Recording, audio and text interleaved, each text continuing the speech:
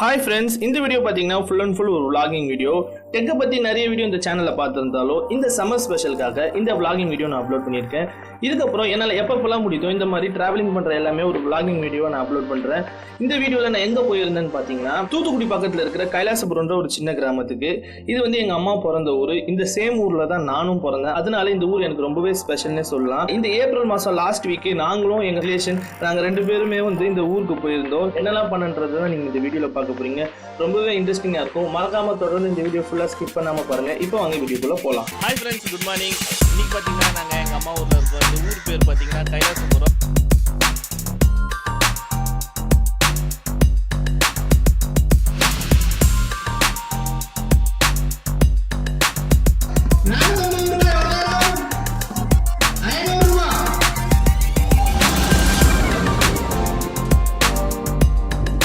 ரெடியா?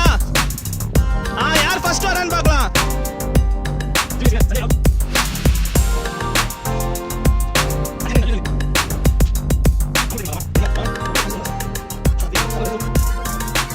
வெயில் பார்த்தீங்கன்னா மண்டே பொழக்குது. வெயில் அதிகம் தான் சொன்ன மாதிரி.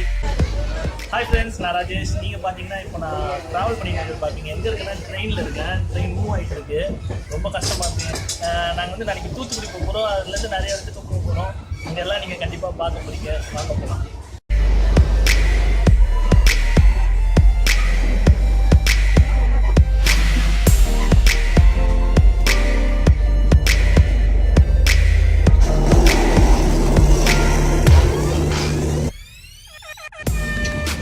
Hi friends, good morning. நான் பார்த்தீங்கன்னா இப்போ மணியாச்சில் இருக்கிறேன். சென்னையிலேருந்து நேற்று தான் வந்தோம். இன்னைக்கு பார்த்தீங்கன்னா மணியாச்சில் இறங்கிருக்கோம். நான் போகிற வந்த ட்ரெயின் இதுதான் போயிட்டே இருக்கு. பார்த்தா தெரியும் உங்களுக்கு. எங்கள் ஃபேமிலியோட வந்திருக்கோம். அதுக்கப்புறமா மறுநாள் விடிய காலையில் 5:45 மணிக்கு மணியாச்சி ரயில்வே ஸ்டேஷனில் இறங்கணும். ஏன்னா இந்த முத்துநகர் எக்ஸ்பிரஸ் கைலாசபுரம் கிராமத்தில் நிற்காது. அதனால இந்த மணியாச்சி ஸ்டேஷன்லேருந்து எங்கள் மாமா ஆட்டோவில் கைலாசபுரத்தை நோக்கி போயிட்டு இருந்தோம்.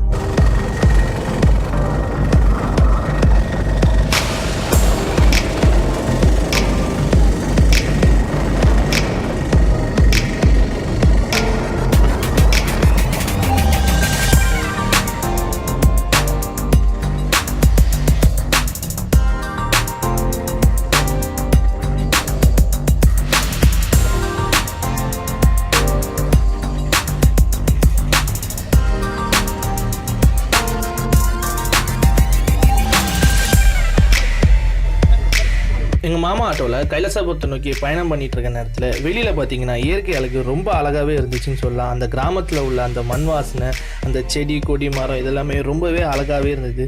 இது எல்லாத்தையுமே நான் ரசிச்சுட்டே இருந்தேன். அதே நேரத்தில் பார்த்தீங்கன்னா சூரியன் உதிக்கிறதும் பார்க்க ரொம்பவே அழகாக இருந்துச்சுன்னே சொல்லலாம். இதெல்லாம் ரசிச்சுட்டு எங்கள் கைலாசபுரம் கிராமத்தை நோக்கி போயிட்டே இருந்தேன்.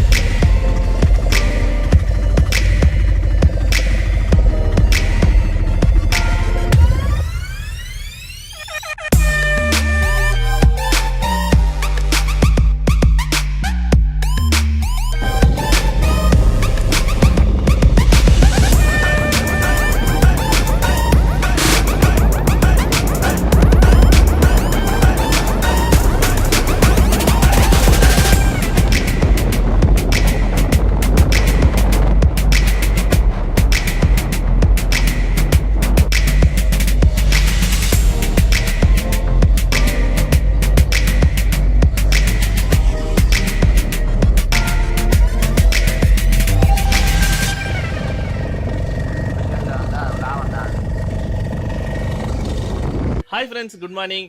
இன்றைக்கி பார்த்தீங்கன்னா நாங்கள் எங்கள் அம்மா ஊரில் இருக்கோம். இந்த ஊர் பேர் பார்த்தீங்கன்னா கைலாசபுரம். இது வந்து தூத்துக்குடி பக்கத்தில் இருக்க ஒரு சின்ன கிராமம். ரொம்ப சூப்பராகவே இருக்கும். இந்த ஊரில் உள்ள வீடும் சரி, இந்த ஊரில் உள்ள மக்கள் சரி, எல்லாருமே ரொம்ப நல்லவங்க. எனக்கு இருக்கிறதுலே ரொம்ப பிடிச்ச ஊர்னா அது இந்த கைலாசபுரம் தான். இது வந்து இந்த லீவுக்காக நாங்கள் வந்திருக்கோம். அதை வந்து நான் ஒரு vlogging வீடியோ அவங்க எல்லாருக்கும் போடலான்றதுக்காக தான் இந்த வீடியோ எடுத்திருக்கேன். என் பக்கத்தில் ஒரு குட்டி பையன் இருக்கான். அவனும் உங்கள்கிட்ட ஏதோ பேசணும்னு சொன்னால் அதுக்கு முன்னாடி ஒரு விஷயம் சொல்லிடுறேன். நாங்கள் நாளைக்கு மதுரை போகிறோம். இந்த ஊரில் இருக்க ஒரு சில விஷயங்கள் என்னால் முடிஞ்சதை நான் வீடியோ எடுக்கிறேன். சென்னையிலேருந்து நாங்கள் வரும்போது ட்ரெயினில் வந்தோம். ஆனால் அது எங்களால் அன்ஃபார்ச்சுனேட்டாக வீடியோ எடுக்க முடியல. ஏன்னா லக்கேஜ் தூக்கிறதுக்கே எனக்கு நேரம் சரியாக இருந்தது. அதனால் எங்களால் வீடியோ எடுக்க முடியல. ஆனால் இங்கே உள்ள என்னென்ன சமாச்சாரமோ அதெல்லாம் நான் உங்களுக்கு வீடியோ ஒவ்வொன்றா எடுத்து காமிக்கிறேன். நாங்கள் ட்ரெயினில் வந்தது சீனை மட்டும் நான் உங்களுக்கு ஒரு சிலது காமிக்கிறேன். அப்புறம் அங்கேருந்து இந்த ஆட்டோவில் தான் வந்தோம். டக் டக் ஆட்டோ, எங்களுக்கு ரொம்ப பிடிச்ச ஆட்டோ, எங்கள் மாமா ஆட்டோ. இதில் தான் வந்தோம். இந்த குட்டி பையன் பிரித்தி, எங்கள் அத்தை பையன், இவனு ஏதோ சொல்லணும்னு சொல்லிட்டான். சொல்லு. மறக்காம எல்லாரும் பாருங்க, கமெண்ட் பண்ணுங்க, ஷேர் பண்ணுங்க, மறக்காம சப்ஸ்கிரைப் பண்ணுங்க. ஆமாம், சப்ஸ்கிரைப் பண்ணுங்க.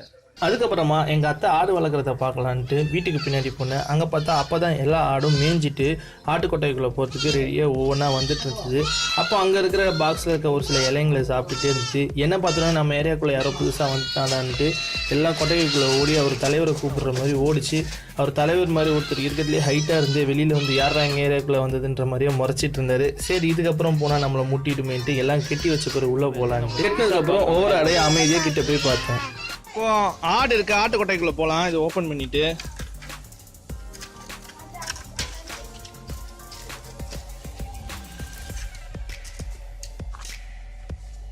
பார்த்தீங்கன்னா தெரியும், ஆடெல்லாம் மிரண்டு போகுது. நான் புதுசாக இருக்குது, இந்த ஆடு தான் கொஞ்சம் பயப்படுது.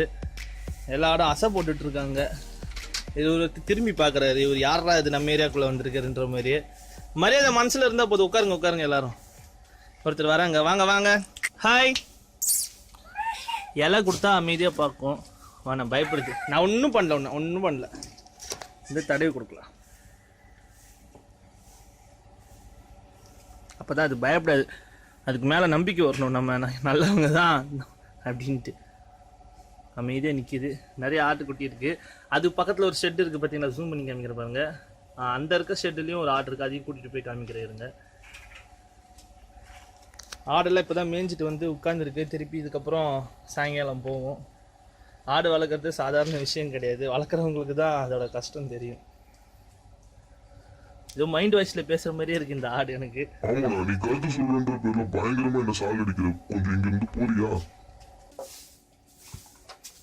அதுக்கப்புறம் இதுலேயும் ஆடு நைட் ஆனால் இது உள்ளே கெட்டி வச்சுருவாங்க. இதில் குட்டி மட்டும்தான் உள்ளே இருக்குது, மற்றெல்லாம் இந்த இடம் க்ளீனாக இருக்குது. இது மாதிரி டெய்லி சுத்தம் பண்ணி வச்சா தான் ஆடு வந்து நல்லா ஆரோக்கியமாக இருக்கும். குட்டி ஆடு 2 தான் இருக்குது, அதை போய் பார்க்கலாம்.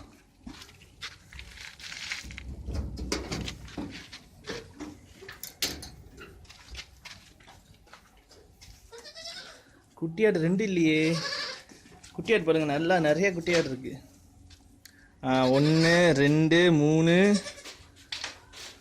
5 6 குட்டி ஆடு இருக்கா. ஹாய். நம்மளை மோப்பம் பிடிக்கிறாங்க, யாரோ புதுசாக நம்ம வீட்டுக்கார வந்திருக்காங்களேன்ட்டு நம்ம ஏரியாவுக்குள்ளே. அவர் தான் ரொம்ப குட்டியாடுன்னு நினைக்கிறேன் இருக்கிறதுலையே. அவர் வெக்கப்பட்டுட்டாமா, சொன்ன வெக்கப்பட்டு அங்கே போய் நிற்கிறாரு. ஹோய், ஆட்டை நான் மட்டும்தான் இப்படி கூப்பிடுவோம் போல. இந்தா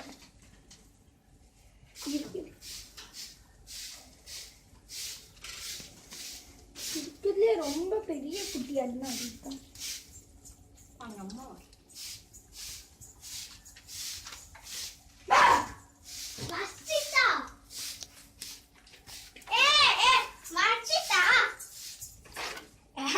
உனக்கு வேணுமா? அவருக்கு வேணுமா? பசியில் இருக்காரு போல இந்த ஆடெல்லாம்.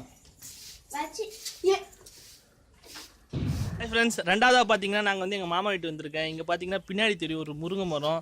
நம்ம ஊரில் இருக்கிற, அதாவது கிராமத்தில் இருக்கிற அளவுக்கு நம்ம ஊரில் சென்னையிலலாம் முருங்கை மரம் இருக்காது, சிட்டிலலாம். ஆனால் இந்த முருங்கை மரத்தை பார்த்தீங்கன்னா தெரியும், ரொம்ப சூப்பராக இருக்குது. எங்கள் மாமா பறிச்சிட்டு இருக்காங்க, பார்க்கவே நல்லா இருக்குது முருங்கை. இப்போ பார்த்தீங்கன்னா தெரியும், எங்கள் மாமா பறிச்சிட்டு இருக்காங்க. மரம் பார்த்தீங்கன்னா இன்னும் ரொம்பலாம் ஒன்றும் ஹைட் கிடையாது, அதிகபட்சம் ஒரு 10 அடி தான் இருக்கும் இந்த மரம். ஆனால் 4 5 அடிக்கே வந்து பார்த்திங்கன்னா உங்களுக்கு முருங்கை காய்ச்சிருக்கு, அவ்வளோ சூப்பராக. விவசாயிங்க எல்லாமே பொதுவாக பார்த்தீங்கன்னா இயற்கை விவசாயத்தை செய்ய தான் ரொம்ப விரும்புகிறாங்க. இயற்கையான உரங்களை போட்டு வளர்த்தாலே செடிகள் நல்லாவே இருக்கும். அப்படி இல்லைன்னா நம்ம சாப்பிட்ற உணவுக்கு நம்மளே விஷத்தை தெளிக்கிற மாதிரி ஆகிடும். மாட்டு சாணம், அப்புறம் வந்து ஆற்று புழுக்க, இந்த மாதிரி விஷயங்களை மட்டுமே போட்டு தான் வந்து இந்த முருங்கை மரத்தை வந்து இவங்க வளர்த்துருக்காங்க. பாருங்கள் எவ்வளோ சின்ன மரம், அதில் எவ்வளோ காய்கறி காய்ச்சிருக்குன்ட்டு. நம்ம ஊர்லலாம் இப்படி இருந்துச்சுன்னா சும்மா அந்த மரத்தை விட்டு கூட வைக்க மாட்டாங்க, ஒரே நைட்டில் பறிச்சுட்டு போயிடுவாங்க ஆள் இல்லாட்டி. மாமா இந்த மரம் வச்சு எவ்வளோ நாள் ஆச்சு? 1 வருஷம். பார்த்துக்கோங்க, ஒரு வருஷத்துலேயே இந்த மரம் எவ்வளோ காய்ச்சிருக்குன்னா ரொம்ப அதிசயம் தான். இந்த பையன் கூட கையில் வச்சுருக்கேன் பாருங்கள், காமிடா எவ்வளோ பெருசாக இருக்குது பார்த்துக்கோங்க முருங்கக்காய். பாருங்க இந்த கொப்பை பாருங்கள், எங்கள் மாமா கீழே இறக்கி காமிக்கிறாங்க. இது ஒரு கொப்பில் இது ஒன்றே போதும், ஒரு 10-15 முருங்கைக்காய் இருக்கும். இதில் ரொம்ப சூப்பராக இருக்குது பார்க்க. இதுதாங்க கிராமம்னா கிட்டத்தட்ட எப்படி தான் இருக்கும். பின்னாடி பாருங்கள், இங்கே இந்த வீட்டுக்கு பின்னாடி பார்க்குற இந்த எல்லா நிலமுமே பார்த்தீங்கன்னா ஃபுல்லாகவே விவசாய பூமி தான். ஆனால் மழை தொடர்ந்து நிறைய நாள் இல்லாதனால இந்த விவசாயம் பண்ணாமல் இந்த இடம்லாம் இப்படி தான் இருக்குது. கண்டிப்பாக நல்ல மழை இந்த கிராமத்தை சுற்றி இருந்ததுன்னா இந்த இடம் கண்டிப்பாக வாங்கி விவசாயம் செய்வாங்க. ஆனால் இப்போ பார்த்தீங்கன்னா காற்றால் போட்டிருக்கனால பாதி இடம் அவங்களே வாங்கிட்டனால விவசாயம் நிறையவே பாதிக்கப்படுது.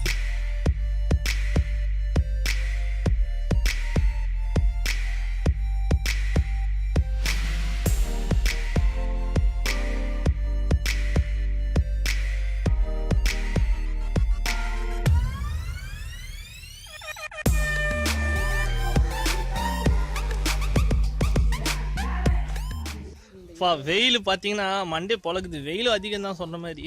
ஆனால் வந்து இந்த மாதிரி பச்சை பசேன்னு மரங்கள்லாம் இருக்கிற இடத்துல இருக்கும்போது அந்த வெயில் வந்து அந்த காற்றடிக்கிறதுனால கொஞ்சம் தாக்கம் பெருசாக இல்லை.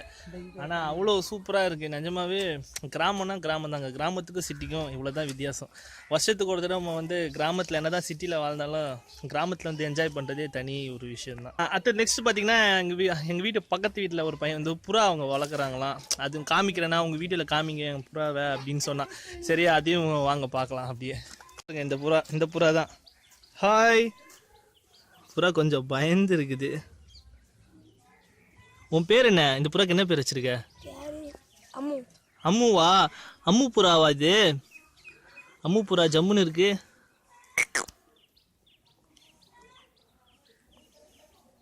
ஓகே, சூப்பரா இருக்குடா. உன் பேர் என்ன? உன் பேர் என்னடா? உன் பேர் தான் வச்சிருக்காங்களா அவனுக்கு அந்த புறாக்கு? பார்ட் 2 வீடியோவில் எங்கள் தாத்தா வீட்டை பற்றி ஃபுல்லாக காமிக்கிறேன். இந்த வீடு பார்த்தீங்கன்னா கிட்டத்தட்ட 70-80 வருஷம் பழமையான வீடு. இந்த வீட்டில் உள்ள ஒரு சில பொருட்கள் 100 வருஷம் பழமையானதுன்னு சொல்கிறாங்க, அதுவும் உங்களுக்கு காமிக்கிறேன். அது மட்டும் இல்லாமல் எங்கள் ஊரில் சுற்றி உள்ள ஒரு சில தோட்டத்துக்கு நான் போயிருந்தேன், அதுவும் இந்த வீடியோவில் காமிக்கிறேன். இந்த பார்ட் 2 வீடியோவில் நீங்கள் ஃபுல்லாக பார்க்கலாம். பார்ட் 2 வீடியோவை நான் நாளைக்கு உங்களுக்கு அப்லோட் பண்ணுறேன். இந்த வீடியோவுக்கு பார்த்ததுக்கு நன்றி. நாளைக்கு வீடியோவை மறக்காமல் பாருங்கள்.